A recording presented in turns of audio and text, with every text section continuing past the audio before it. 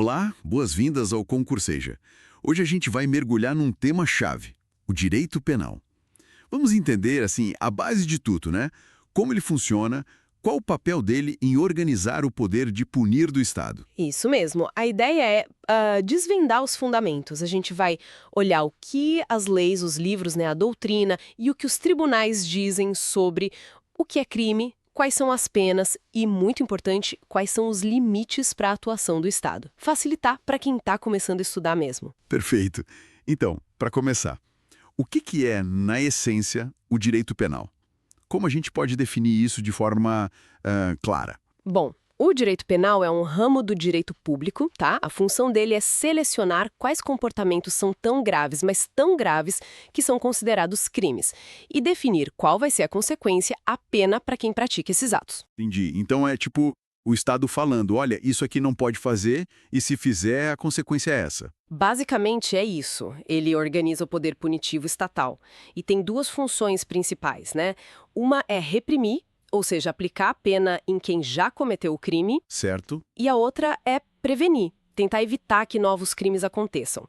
Seja porque as pessoas ficam com receio da punição, que é a prevenção geral, seja tentando reeducar quem foi condenado, a prevenção especial. Faz sentido. E imagino que esse poder todo do Estado não seja absoluto, né? Deve ter regras bem estritas para ele poder agir. É aí que entram aqueles princípios famosos, tipo o da legalidade? Exatamente. Esse é talvez o mais importante, a legalidade. Tá lá na Constituição, tá no Código Penal. É aquela frase: não há crime sem lei anterior que o defina, nem pena sem prévia cominação legal. Isso é uma garantia fundamental, né? Ninguém pode ser pego de surpresa com uma nova regra, um novo crime ou uma pena que não existia antes. Quer dizer que a lei não pode voltar no tempo para prejudicar alguém. Se criarem um crime hoje, não podem punir quem fez isso ontem. Isso, perfeito. Esse é o princípio da anterioridade, que está ligado à legalidade. A lei penal não retroage, a não ser que seja para beneficiar o réu. Se a lei nova for mais branda, aí sim ela pode retroagir. Entendi. E além da legalidade e da anterioridade, que outros freios existem para esse poder de punir? Olha, são vários. Tem a pessoalidade, que significa que a pena não pode passar da pessoa que cometeu o crime, não pode atingir a família, por exemplo. Certo. Tem a individualização da pena. O juiz tem que analisar cada caso, as circunstâncias, a pessoa do condenado, para definir a pena justa. Não é uma fórmula matemática igual para todo mundo. Cada caso é um caso, então. Exato.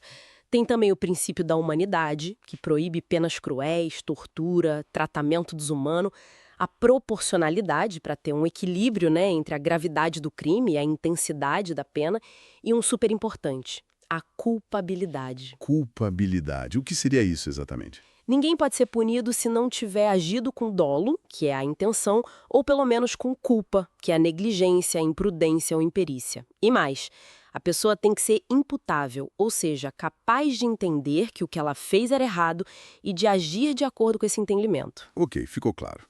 Com todos esses princípios como guia, como que a lei define, na prática, o que é um crime? O que precisa acontecer para algo ser considerado crime? Bom, a teoria mais aceita aqui no Brasil, né, a teoria finalista, que a maioria adota, diz que o crime é um fato que tem 3 características. Ele precisa ser típico, antijurídico e culpável. Típico, antijurídico e culpável.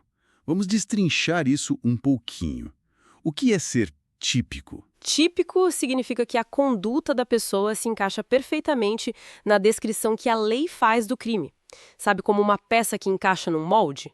Se a lei descreve matar alguém, a conduta tem que ser exatamente essa: tirar a vida de outra pessoa. Certo. E antijurídico? Antijurídico ou ilícito quer dizer que essa conduta típica é contrária ao direito como um todo. É algo que a lei não permite, não autoriza, não justifica. E culpável? Já falamos um pouco, mas... Culpável é a análise sobre o agente, sobre a pessoa. Verifica se ela agiu com dolo, com intenção, ou com culpa por falta de cuidado.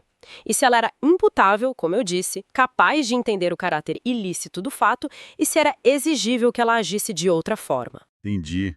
Mas, mesmo que uma ação se encaixe na descrição da lei, seja típica, às vezes ela não é crime, né? Eu tô pensando, tipo, Legítima defesa? Como funciona isso?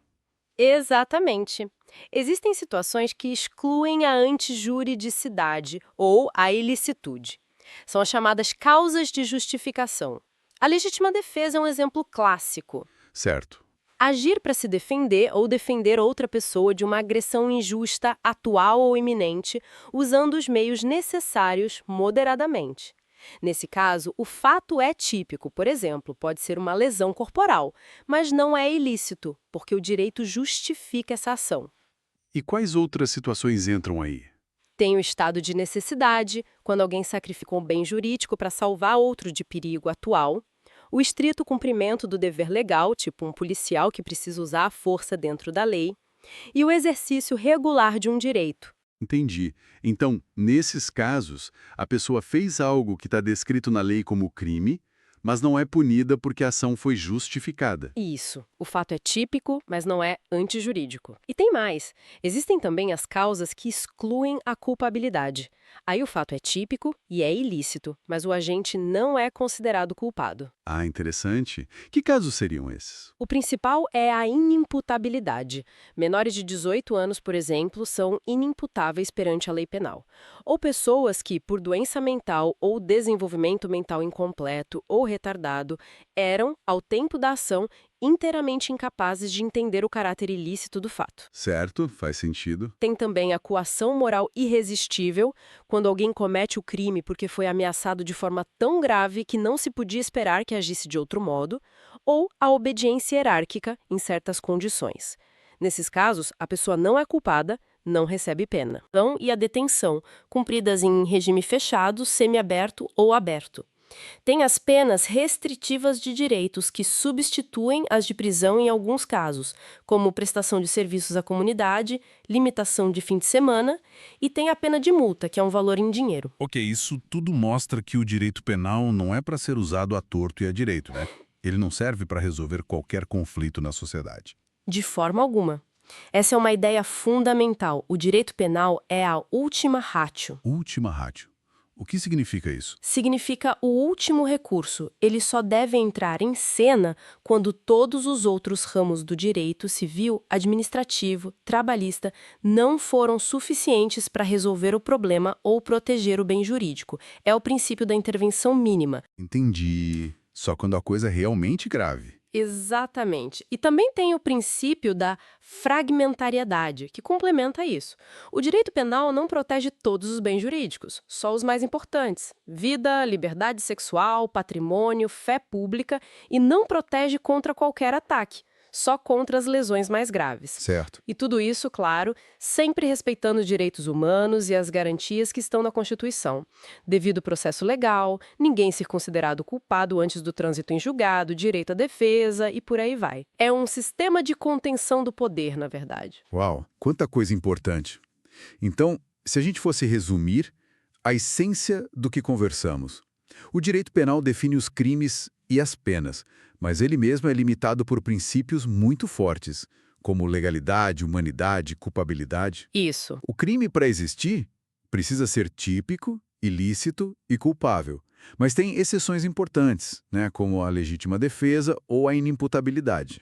Perfeito. E, fundamentalmente, o Estado só pode usar essa ferramenta poderosa como último recurso para proteger o que é mais essencial e da forma mais grave. Não é para qualquer coisa. Exatamente. Entender essa estrutura, esses limites, é crucial para a gente perceber como a sociedade tenta equilibrar a necessidade de segurança coletiva com a proteção dos direitos de cada indivíduo. É um equilíbrio delicado, né? Com certeza. E fica a reflexão, né? No mundo com desafios de segurança cada vez mais complexos, com novas tecnologias, cibercrimes, como que a gente pode fazer o direito penal evoluir para dar conta disso tudo sem atropelar essas garantias fundamentais que foram tão difíceis de conquistar? É uma questão central, sem dúvida, que exige um debate constante, muita cautela e atenção aos direitos fundamentais. Bom, esperamos que essa nossa conversa tenha ajudado a clarear as ideias sobre os fundamentos do direito penal. Foi muito bom ter você aqui para explicar tudo isso. Eu que agradeço o convite. É sempre bom discutir esses temas. E para quem nos ouve, continue acompanhando o Concurseja. Temos outras aulas e cursos que podem te interessar. Muito obrigado pela atenção e até a próxima.